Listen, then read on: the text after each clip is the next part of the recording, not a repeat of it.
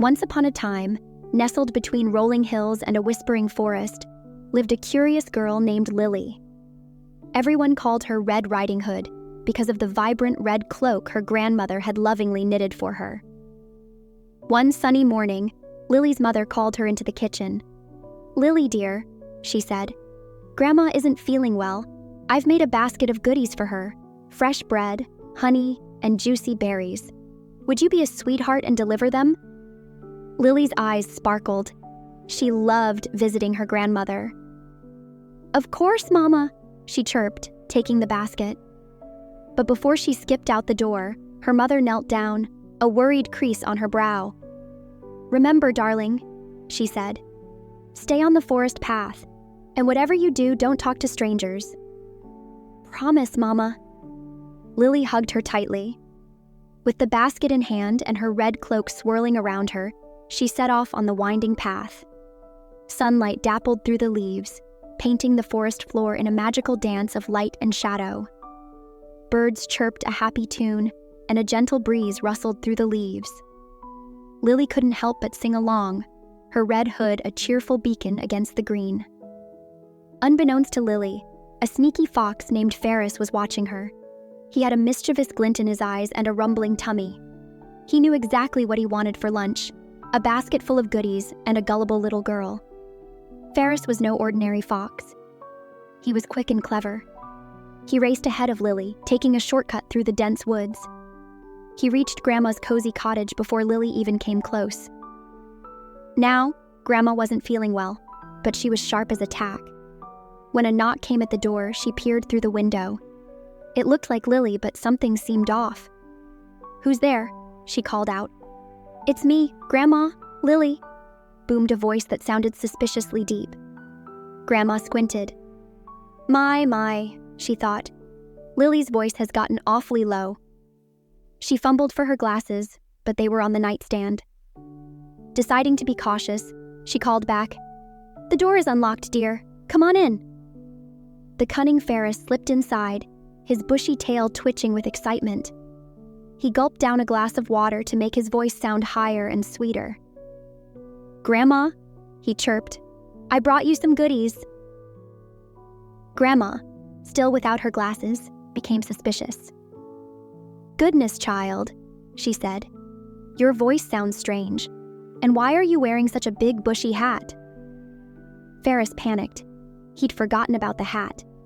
He snatched it off, revealing his pointed ears and sly grin. "Oh, these old things," he stammered, "just trying out a new fashion statement." Just then, Lily approached the cottage. She noticed the door ajar and called out, "Grandma, are you all right?" Ferris scrambled under the covers, pulling Grandma's nightgown over himself.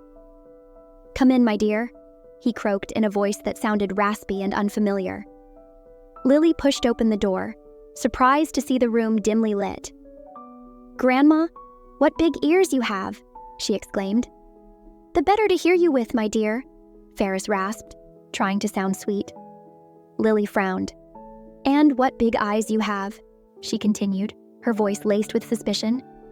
"The better to see you with, my dear," Ferris replied, his disguise barely holding together. Suddenly, Lily realized the truth. With a burst of courage, she pointed her finger. "You're not my grandma. You're Ferris the fox." Caught red-pawed, Ferris leaped out of bed with a yelp. But Lily was quicker. She darted out of the cottage, her red cloak a blur against the trees. The chase was on. Lily raced through the forest, the basket bouncing on her back. Ferris, furious and famished, bounded after her. But Lily knew the forest well. She dodged between trees, jumped over logs, and weaved through bushes, leaving Ferris panting behind.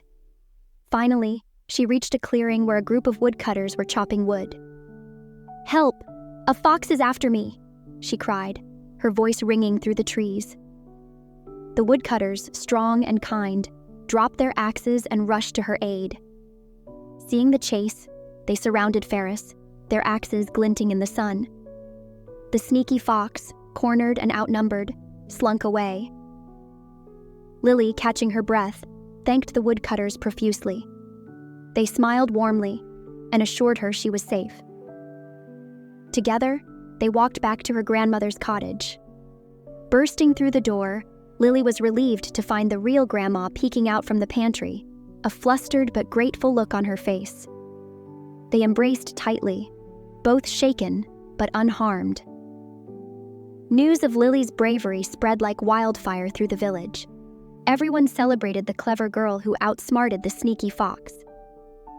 Lily, a little wiser from her adventure, learned the importance of staying alert and listening to her mother's warnings.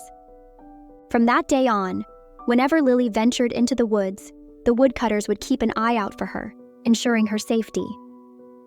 Lily's red hood became a symbol of courage and quick thinking, a reminder that even the smallest hero can triumph over danger. And so, the tale of Lily and the cunning fox became a cherished story, passed down through generations. It's a reminder that with a bit of bravery and a sprinkle of wit, even the trickiest enemy can be outsmarted. Thanks for joining us for this exciting storytime adventure. We hope you enjoyed it.